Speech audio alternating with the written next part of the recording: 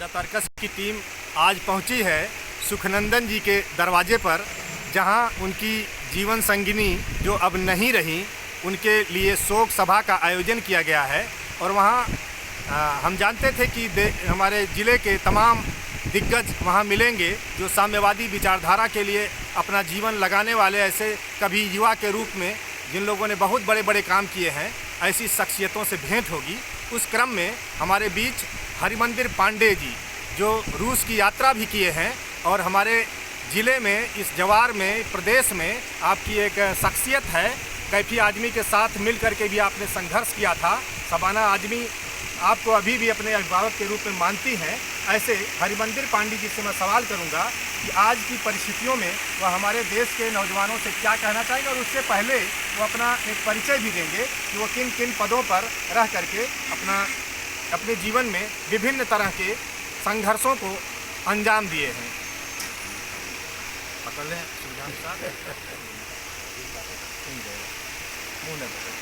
मित्रों, तेज बोलिए।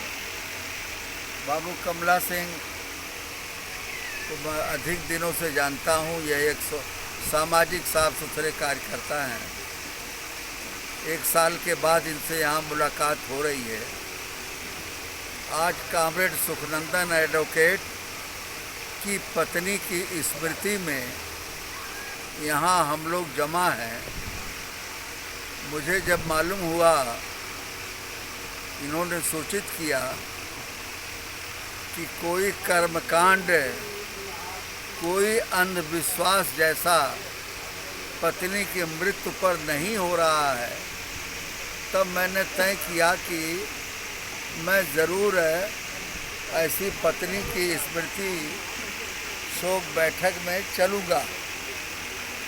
मैं आया हूँ, मेरे साथ कॉमरेड हरगेन आए हैं। मैं सबसे पहले कॉमरेड सुखनंदन राम एडवोकेट की पत्नी जिनका निधन हुआ है, उन्हें श्रद्धांजलि अर्पित करता हूँ। श्रद्धांजलि इसलिए भी अर्पित करता हूँ, जिस समय 1970 में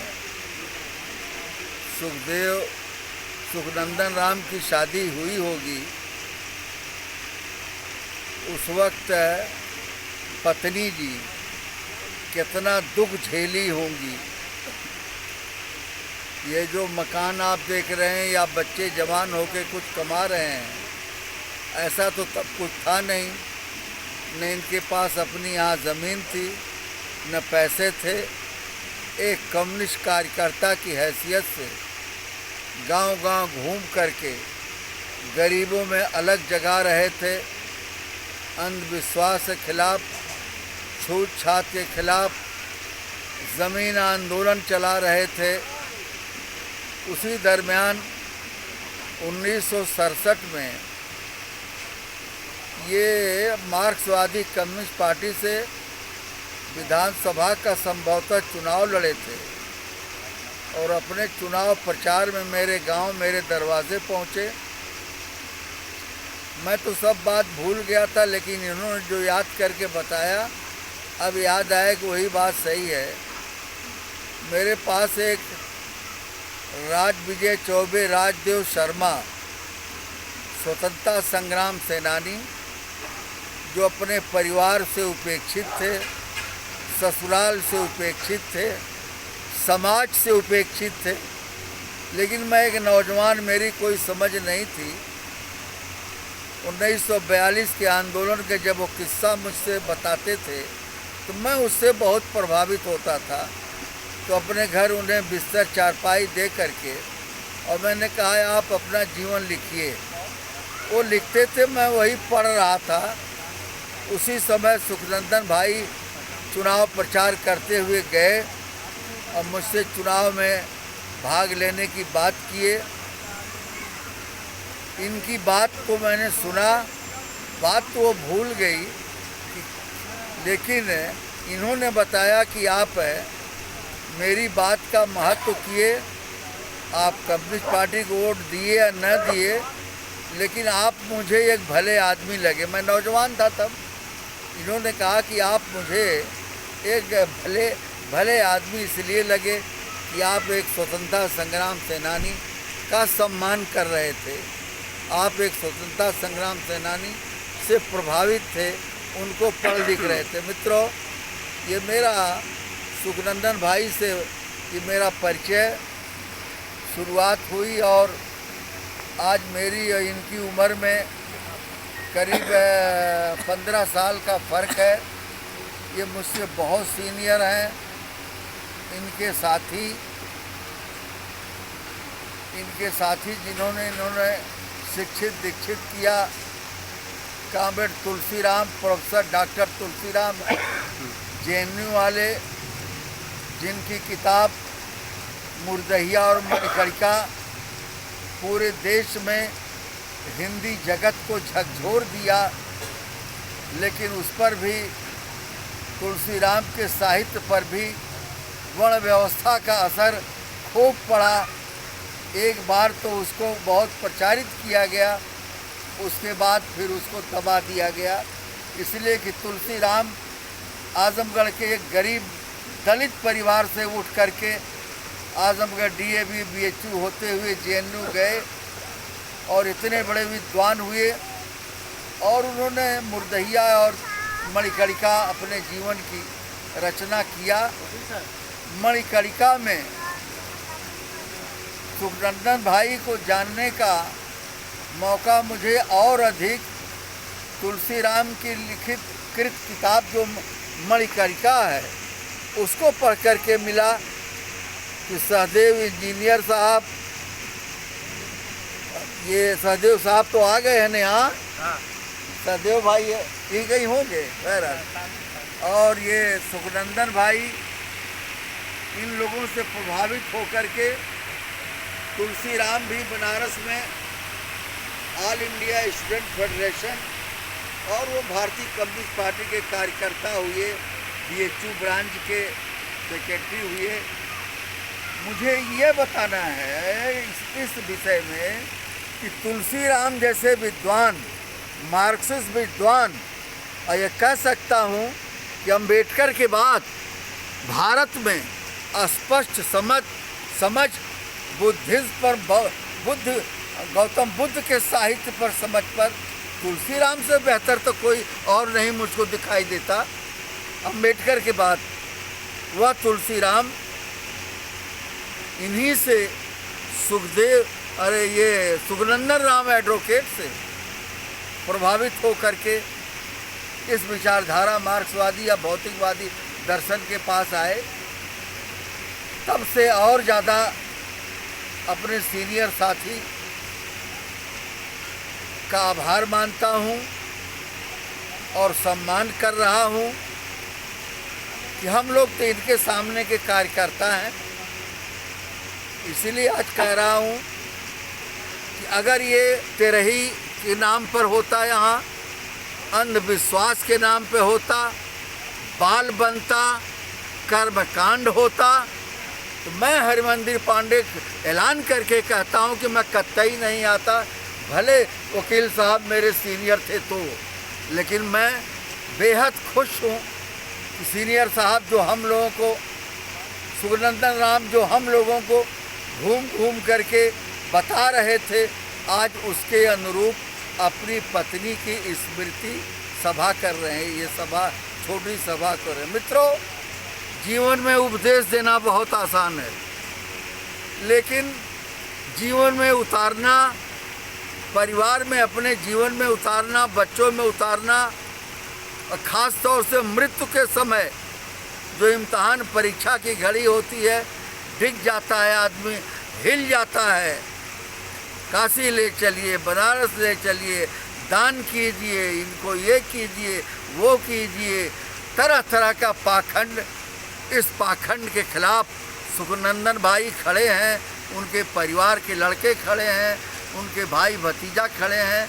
इसलिए यहाँ आ करके मुझे बेहद हार्दिक प्रसन्नता हो रही है। जैसा बाबू कमला सिंह ने कहा कि और कुछ कहें, मैं क्या कहूँ, अपने बारे में बता चुका, बहुत कुछ कह चुका। वो सब अपने बारे में एक हो सवाल चुका आ रहा है, लगे हाथ कर लेते हैं। हाँ। सवाल यह है कि आपने बहुत प्रसन्नता व्यक्त किया कि कर्मकांड और इन चीज़ों से हट करके जो ये शोक सभा का आयोजन किया गया है, इसको आपने बहुत पसंद किया। हम एक बात सवाल उठाना चाहते हैं पूरे कम्युनिस्ट विचारधारा के जो आंदोलन है उनसे भी, कि इसी तरह से हमारे जीवन में दो संस्कार जो मुख्य रूप से माने जाते हैं, एक विवाह संस्कार और एक ये अंतिम। तो अंतिम संस्कार को वैज्ञानिक ढंग से किया जाए, पाखंड और कर्मकांड से मुक्त किया जाए, इस पर आपने प्रसन्नता जाहिर किया। मेरा सवाल है कि जो विवाह का संस्कार है, इसमें अभी भी ये चीज़ें दिख रही हैं कि कोई पंडित जी साहित्य बताते हैं और एक जाति विशेष के लोग ही विवाह कराते हैं। इसके बारे में क्या आपने कभी सोचा या किया, या हम सभी लोगों के विवाह करीब करीब उसी परंपरा से हुए, इस पर भी कुछ आप प्रकाश डालें कि क्या पीछे कुछ प्रयास हुआ है और आगे क्या होना चाहिए? एक तो पहली बात, इस कोरोना महामारी ने पूरे दुनिया के धर्मों को चैलेंज कर दिया, चुनौती कर दिया, और सभी धर्मों के दरवाजे बंद हो गए और सब लोग विज्ञान की तरफ देख रहे हैं, दवा खोज रहे हैं। और इस विज्ञान ने, इस बीमारी ने पाखंड की मृत्यु को समाप्त कर दिया। मुसलमान मर रहे हैं तो वहीं उनकी कब्र दिलवा दे रही सरकार, हिंदू मर रहे हैं तो 2-4 लोगों को लेकर के वहीं जलवा दे रहे हैं। बहुत कुछ पाखंड तो इस विज्ञान ने, इस बीमारी ने यही ख़त्म कर दिया। इससे हमको आपको सबक लेना चाहिए। बाकी जो सवाल बाबू कमला सिंह ने कहा, बिल्कुल सत्य इन्होंने कहा है। भाई ये वर्ण व्यवस्था पर आधारित जो समाज बना था, या जिस पर अभी बहुत कुछ चल रहा है, ब्राह्मणों ने पैदा होने से पहले और मरने के बहुत दिन बाद तक, यानी आज जो जहाँ जब बैठे हैं इस पितृपक्ष में 50 साल, 100 साल, 20 साल पहले जो पुरखे माँ बाप मरे हैं, उन तक बना दिया कि पानी दिया जा रहा है, उनको हम स्वर्ग पहुँचा रहे हैं, पिंडा पारेंगे। और उनका भला ये वर्ण व्यवस्था की देन है। जब तक वर्ण व्यवस्था जिंदा है, और अफसोस ये है कि वर्ण व्यवस्था का जिनको समूल नाश करके चलना चाहिए, वर्ण व्यवस्था के चलते जो आदिवासी, दलित, बैकवर्ड, गरीब, श्रमजीवी जनता हजारों साल से तबाह है, नीच बना के रखी गई। आज खाते पीते पिछड़े वर्ग में और दलित समूह में महिलाएं, पुरुष वर्ण व्यवस्था के क्रियाक्रम में धंसते चले जा रहे हैं। ये अफसोस हो रहा है। भारत में वर्ण व्यवस्था तो बुद्ध को निगल गई, बुद्ध को निगल गई। और बुद्ध को भुवनेश्वर में, जगन्नाथपुरी में बुद्ध को अवतार, जगन्नाथपुरी का अवतार मान दिया। ये ऐसी यहाँ का कमाल के वर्ण व्यवस्था है भारत की। इस वर्ण व्यवस्था के प्रति जब तक आप जागरूक नहीं होंगे, आप सचेत नहीं होंगे, पढ़ेंगे नहीं, भगत सिंह को, अंबेडकर को, फूले को और इस तरह के लोगों को पढ़ करके जब तक अमल नहीं करेंगे, वर्ण व्यवस्था जाएगी कैसे? इसलिए जो आपने कहा है विवाह संस्कार, मैं अपना उदाहरण एक दे देता हूँ। मैं तब कम्युनिस्ट नहीं था। सन 64 में मेरी शादी हुई, फैजाबाद जिला था। शादी हुई 6 जुलाई को, अपार बरसात, पालकी पर मैं गया था। 4 मुसहर 4 कहार ले गए थे, असिलाई के आगे जाना था। मैं चाहता था, 2 साल मैंने अपनी शादी टाल दिया था कि मैं जिस विचार का हूँ, मैं भगत सिंह नहीं था तब। मैं तब एक प्रक्रिया थी जीवन के विकास की। मैं इतने घर वालों से कह रहा था कि मुझे 2 साल का मौका दीजिए। मैं चाहता हूँ कि मैं कम पढ़ा लिखा हूँ, लेकिन कम पढ़ी लिखी लड़की कोई मिलेगी, उससे मेरी शादी होगी। अरे सन 64 की बात है, तो हो सकता है कि जीवन में मैं कुछ कर सकूँ। लेकिन माता पिता नहीं माने, शादी तय कर दिए। शादी नहीं चाहता था शादी हो, गया मैं। और ये पंडित का पाखंड, मुझे मेरे चाचा ले गए विंध्याचल, जनेऊ कराए। वहीं नाबदान के पानी से जनेऊ छुआ गया और वहीं मैंने जनेऊ उतार के फेंक दिया कि चाचा नाम मल्ला हो गया, आप वाली हो गई, उतार के फेंक दिया। तब मैं कुछ नहीं था। ये मेरे जीवन के सामाजिक विकास की प्रक्रिया चल रही थी। हम लोग रात भर पालकी में सिलाई के आगे घूमते रह गए। हम गांव पहुंचे ही नहीं, पैदल चल रहे थे। नाव साथ में था, नसीबपुर बिछैला जाना था। बहुत लगन का दिन था। देखिएगा कहाँ से कहाँ बात जाती है। जहाँ जहाँ गैस जलता था हम लोग वहाँ जाते थे। अरे भैया कहाँ ही पालकी लेके, ये कहाँ शादी ब्याह इतनी बेर होती हो। जिस जहाँ शादी थी उस गांव में जब पहुँचते हैं, सूरज निकल गया था। हमारे चाचा पिताजी रो करके जग रहे थे कि सब मर मिला गए। लड़के ने, 2 से छोटे छोटे भाई हमारे उस पालकी में बैठे हुए थे। लोग टट्टी करने, लोटा का पानी बाहर गांव के आए थे, देखे कि पालकी आ रही है, भागे हुए लोग गए। अरे पंचो दुल्हा आ गया, दुल्हा आ गया, अरे पंचो दुल्हा आ गया। गए हम, कोई न अरछन न परछन, न कोई पंडित, न कोई नाव, न धोबी। हमारी औरत को सलवाइन पकड़ ले आई और क्या 5 फेरा हुआ, शादी हो गई। जैसा मैं चाहता था वैसा हो गया। जैसा मैं चाहता था वैसा हो गया। सर एक बात पूछना चाहेंगे, आप कह रहे हैं इससे किसी जाति विशेष की भावनाएं कभी कभी बताई जाती हैं कि आहत हो रही हैं, क्या उनको